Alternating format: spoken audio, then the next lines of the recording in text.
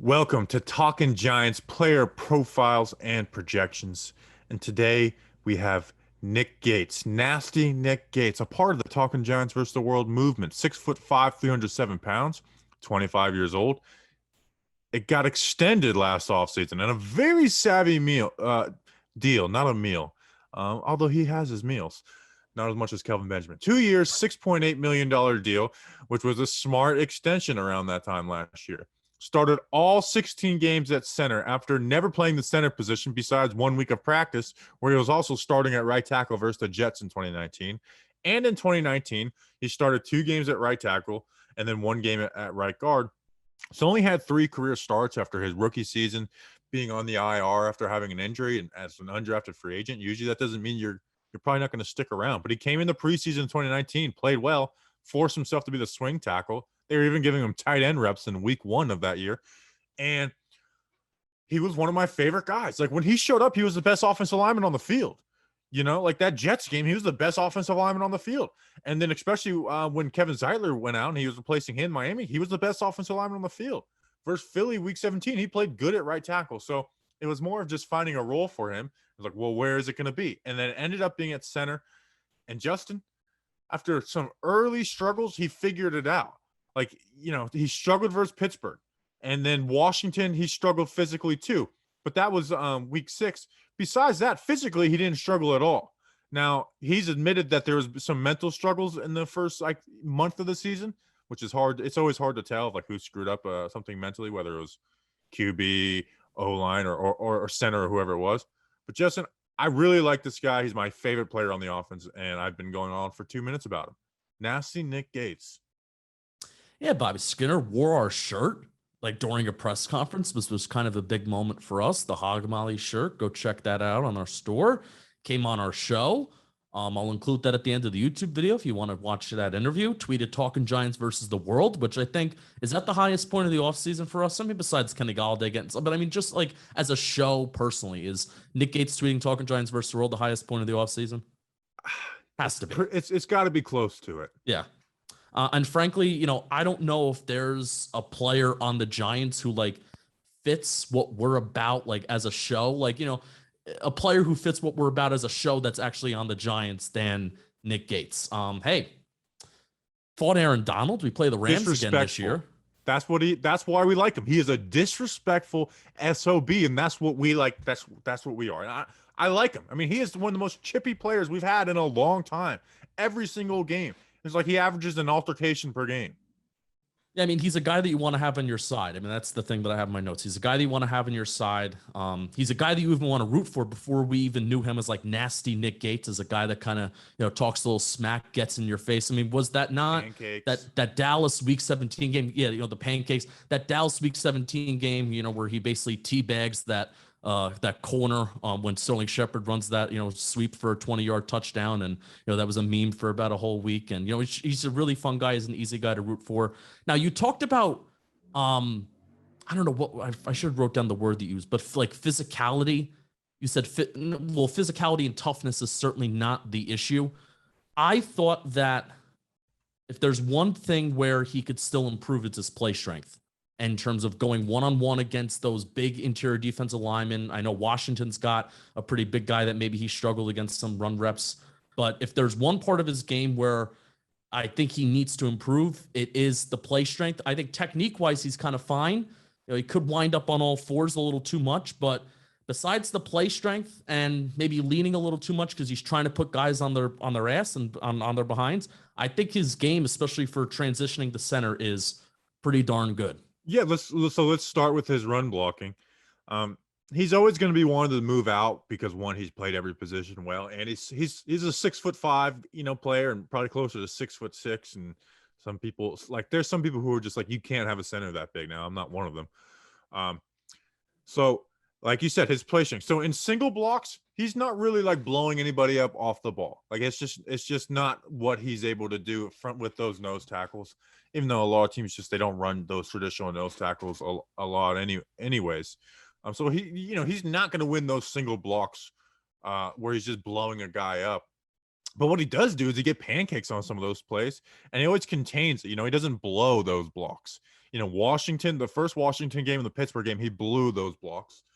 But again, like I said, he's not moving anybody on single blocks, but he's not gonna, lose that battle where it's like, oh, when we're highlighting Dalvin Tomlinson reps, it's like, wow, look what he did to the center. That didn't happen to Nick Gates besides maybe 2 games.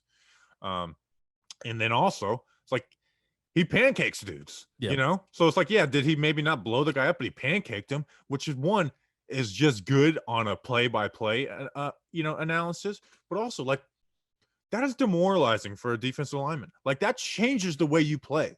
Like think about when you go up for a shot in basketball and someone swats you. It changes the way you go to the rim on the next couple of weeks. My favorite thing is when a guy is like on one leg, where let's just say he's going for the running back, and his eyes are alleviating off of the offensive lineman that's in front of him. He's trying to make a play. This even happens on some touchdowns too. And Nick Gates, he's going to continue to drive you. So you're getting on one leg, your focus is going off the lineman, and then he just pile drives you to the ground. And you see him driving you 5 yards off the ball or off the, where the play ends after the play, and it's awesome. And you see that versus linebackers, which he's good at getting to the second level. Yes. And again, and when he's playing at linebackers, he's going to win that battle strength-wise that he's not going to win versus nose tackles. And he moves those guys, and he wins with angles. Pulling too.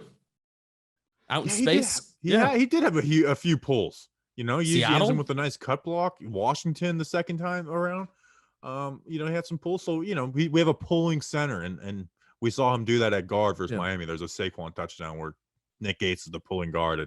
I remember it vividly. So as a run blocker, like I said, he's not going to blow you away on single blocks, but on double teams, he's moving guys when he's working with Shane and Will. He pancakes guys on his own.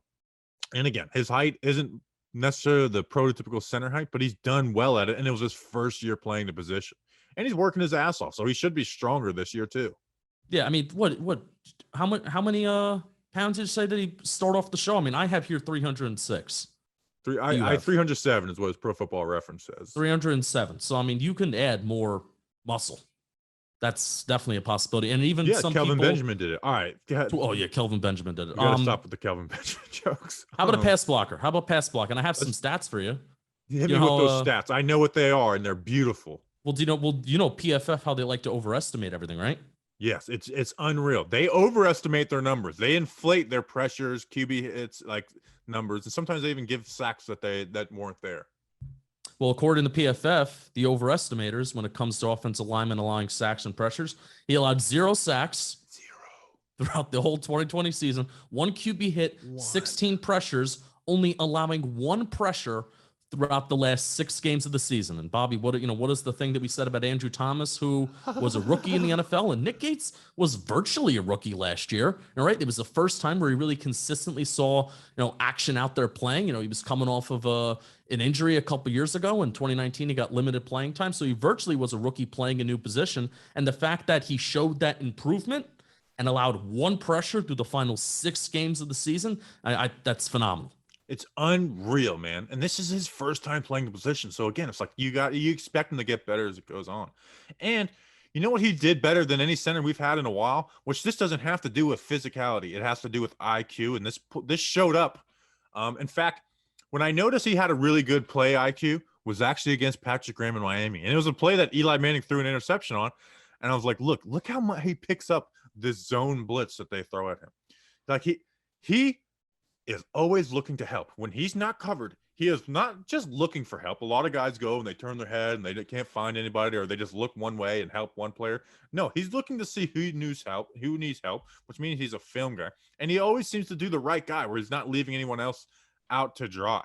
So and when he does do that, he lays big ass hits too. Yeah, Powell drives him. Yeah. Just laying dudes out.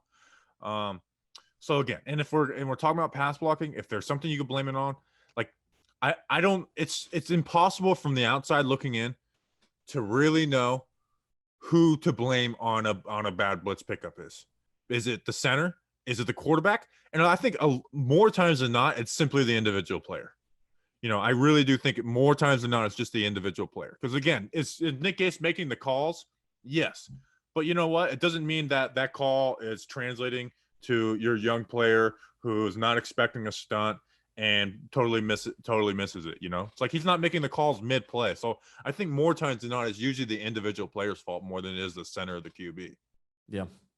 My only ask, and this is just in general, heading towards this year, continue being you, continue being Nasty Nick Gates. Don't be on the ground so much. Stop being on all fours. That was a thing.